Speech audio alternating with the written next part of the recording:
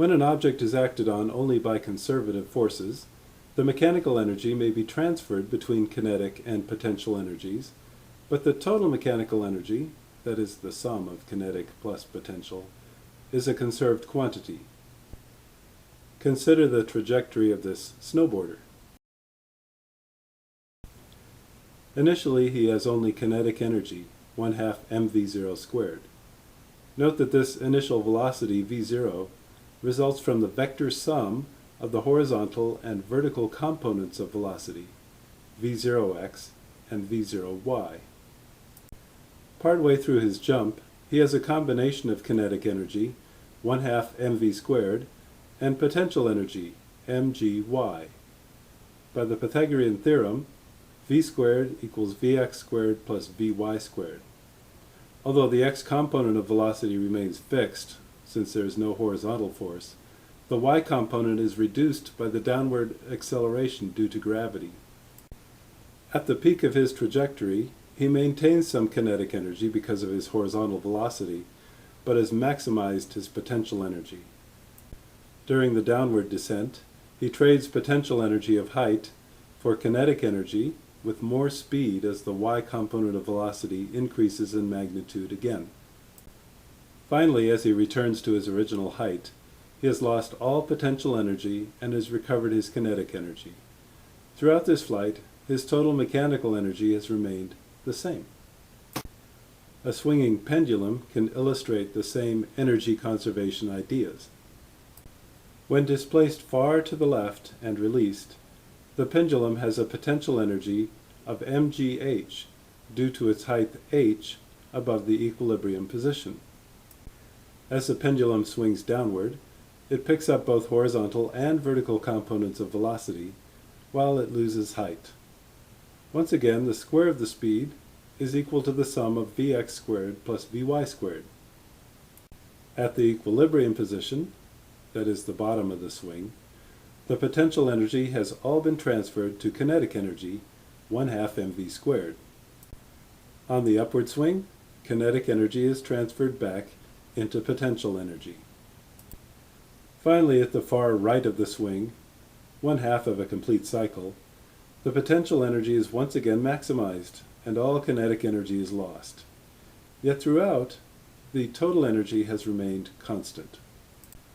If the kinetic energy of the pendulum were to be plotted as a function of time, one would find that at the far left of the swing, the kinetic energy is 0 for the brief moment of turnaround. The kinetic energy is maximized when the pendulum passes through the bottom of its swing, and finally the kinetic energy is back to 0 when the pendulum bob turns around at the right extreme. A plot of potential energy shows just the opposite, with the height, which is proportional to potential energy, maximum at the two extremes of the motion.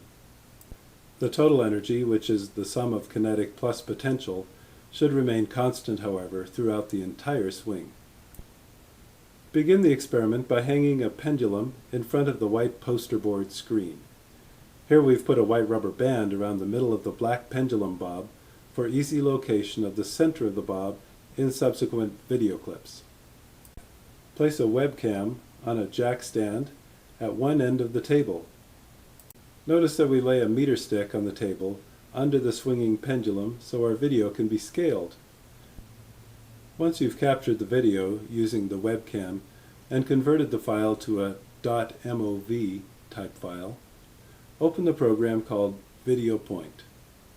Drag the slider along the bottom until the pendulum is at an extreme of its motion.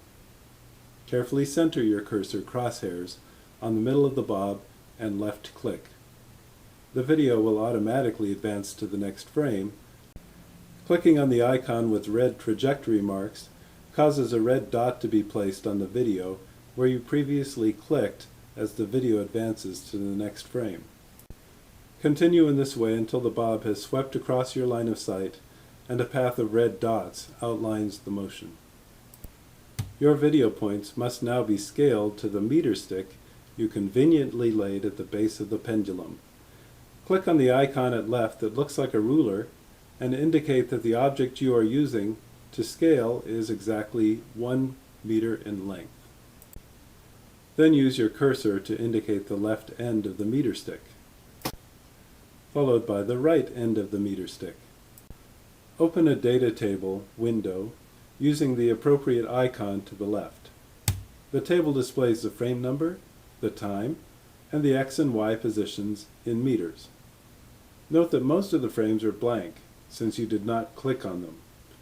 Highlight the data you collected by dragging over the frame numbers and copy the data for transfer to the plotting program called Graphical Analysis. Using Graphical Analysis, relabel the first two columns to represent time and X position values. Use the Data menu choice to create a new manual column called Y. Paste the data you had copied from Video Point into these empty cells. We will now create a series of new calculated columns using graphical analysis like a spreadsheet to generate kinetic, potential, and total energies. First, we need X and Y components of velocity. Since velocity is the time derivative of position, create a new calculated column defined as the derivative of the X column with respect to the time column. Create a similar column for the Y component of velocity. Now create a column representing the kinetic energy per unit mass. We use the energy per unit mass since we have not measured the mass of the pendulum bob and don't need to. The kinetic energy per unit mass will be 1/2 v squared, or 0.5 times the quantity Vx squared plus Vy squared. We will compute the potential energy per unit mass relative to the low point in the pendulum swing. This equilibrium height will be called y0. y0 is easily picked out of the y column of the table and is used as a numerical value in the calculation of the potential energy column. The definition of the potential energy per unit mass will then be 9.8 times the quantity y minus y0. Finally, the total mechanical energy per unit mass is the sum of the kinetic and potential energy contributions. Here's a plot of our kinetic energy per unit mass. The undesirable spike to the left of center is due to small errors in locating the center of the bob. Any errors in position become magnified when velocity is computed. Since the kinetic energy depends on the square velocity, the small error becomes even more exaggerated. Here we have added a plot of potential energy as well. Finally, we plot the total energy, which is somewhat constant, with some variation due to positioning errors. You can highlight the total energy data and perform the statistical computations readily done through graphical analysis to determine the ratio of standard deviation to mean energy. This experiment may be repeated for a tossed ball. Starting with the frame where the ball is completely released, track its motion until it hits the table. Here's a plot of kinetic potential and at the top, the total energy.